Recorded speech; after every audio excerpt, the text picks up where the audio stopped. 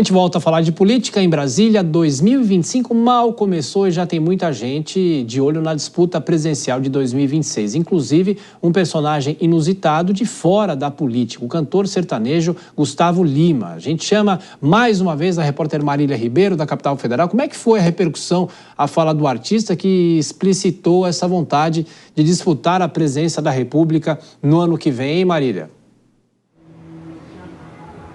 Pois é, Thiago, hoje nós tivemos o rescaldo, dessa disposição do cantor sertanejo Gustavo Lima, que em entrevista ao portal Metrópolis disse que está disponível, que está disposto, caso o Brasil precise, ele pode sim se candidatar à presidência da República em 2026. E hoje, se qualquer pessoa entrar lá nas redes sociais do cantor Gustavo Lima, vai ver diversos comentários de fãs e também de pessoas famosas, meio que apoiando de fato essa disposição do cantor Gustavo Lima. Em alguns comentários é possível a gente ver, Thiago, algumas pessoas comentando o seguinte, que a política brasileira precisa de pessoas novas. E o Gustavo Lima agradeceu a esse fã. Mas é importante a gente dizer aqui que não apenas nas redes sociais, essa disposição de Gustavo Lima, ela foi bem vista, mas também no mundo político. Isso de acordo com o senador Alessandro Vieira, ele comentou nas suas redes sociais, ele que é do MDB de Sergipe, ele criticou as pessoas que estão menosprezando a iniciativa do cantor sertanejo. Para o senador Alessandro Vieira, a pré-candidatura de Gustavo Lima mostra que a escassez de representação política atinge do cidadão comum ao sertanejo milionário. Outro senador que também comentou sobre esse assunto foi o senador Cleitinho. Ele disse o seguinte, ele também usou suas redes sociais, postou um vídeo e ele falou que o cantor vai ter o apoio dele em qualquer candidatura eletiva. Segundo Cleitinho, o Brasil precisa eleger pessoas que não possuem histórico na política. Mas hoje, Thiago, nós tivemos uma repercussão um pouco maior que já estava sendo aguardada aí, que é do empresário e também ex-candidato à Prefeitura de São Paulo, Pablo Marçal. Ele acabou encaminhando uma nota para a imprensa onde disse que entrou em contato, falou com Gustavo Lima por telefone. Ele comemorou essa disposição do Gustavo Lima e ele disse o seguinte, que o empresário disse que conversou por ele por telefone e segundo o Gustavo Lima está com o coração disposto a servir o povo. E nessa sexta-feira nós também tivemos a manifestação do presidente do PRTB, que é o partido de Pablo Marçal. Nós estamos falando de Leonardo Avalanche. Ele disse que tem interesse em filiar Gustavo Lima para as eleições do ano que vem, mas ele meio que descartou aí uma possibilidade de uma chapa entre Gustavo Lima e Pablo Marçal, pelo menos por enquanto, porque a gente ainda está muito no início de 2025. O que a gente também está aguardando, Thiago, é uma manifestação do governador de Goiás, Ronaldo Caiado, que também diz que vai disputar a presidência da República em 2026 e ele é uma pessoa muito próxima. Ele é amigo de Gustavo Lima. Por enquanto, Ronaldo Caiado ainda não se manifestou. Mas é importante a gente dizer aqui, Thiago, que a gente ainda está muito no início de 2025. Essa questão aí do Gustavo Lima se colocar à disposição para a presidência da República em 26, ela deu uma movimentada nesse início de janeiro. Mas até mesmo, de fato, acontecer as eleições, diversos outros candidatos, outras figuras também devem surgir. Mas, por enquanto, tem um olhar aí principal para o cantor Gustavo Lima, que disse, que está disposto, assim, a se candidatar em 2026. Por enquanto, ele ainda não é filiado a nenhum partido e é apenas uma promessa, Thiago. E esse tabuleiro eleitoral para o ano que vem já começa quente nesse ano de 2025. Bom trabalho para você, Marília Ribeiro. Vou chamar, claro, Dora Kramer. Dora, são inúmeros aspectos, talvez para serem analisados. Primeiro, se ele conseguiria eventualmente se viabilizar como candidato, isso nos remete a outras figuras públicas que tentaram e não conseguiram, a figura talvez mais emblemática de 89, Silvio Santos, que não conseguiu se viabilizar. Tem a discussão de Luciano Huck nos últimos anos, que sempre ensaiou vai, não vai para ser candidato.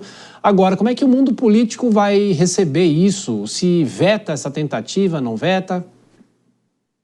Olha, Thiago, você falava agora de fatos inusitados na política que chamam a atenção. Esse é um. Agora, na política brasileira não convém duvidar de mais nada, né? Lá atrás já se duvidou de Jânio Quadros, depois se duvidou de Fernando Collor, depois se duvidou de Jair Bolsonaro e todos eles se deram bem.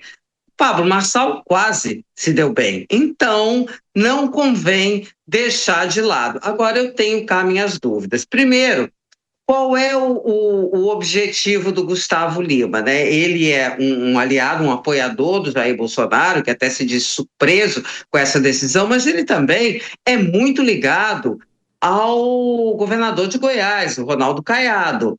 Ele, então, está me parecendo, isso está com jeito de balão de ensaio, assim como se o Gustavo Lima fizesse a abertura do show do Ronaldo Caiado, que está prometendo anunciar oficialmente a candidatura dele à presidência da República em fevereiro ou em março no Nordeste, provavelmente na Bahia. Essa é uma possibilidade. A outra que a minha cabeça aqui aventa é o fato do Gustavo Lima estar querendo criar uma distração, porque ele está envolvido com a justiça na questão das bets, foi indiciado, teve a prisão preventiva pedida, mas revogada, então ele pode estar criando uma distração para lá na frente dizer que qualquer acusação contra ele é fruto de perseguição política. São as duas possibilidades que me passam pela cabeça, sempre pontuando.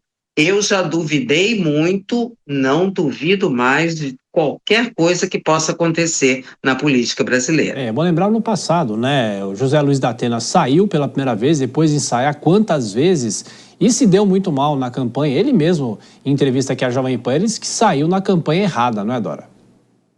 Pois é, foi o que ele disse, que saiu da campanha errada, que teria sido eleito nas anteriores ou para qualquer outro cargo, para o Senado e tal. Mas eu tenho muitas dúvidas quando eu vejo esses políticos dizendo que a política precisa de gente nova. Nem tudo que é novo é bom. A política precisa de gente que tenha noção do que seja a arte da política alta, gente que seja preparada, gente que tenha noção de como se leva esse país de uma maneira séria.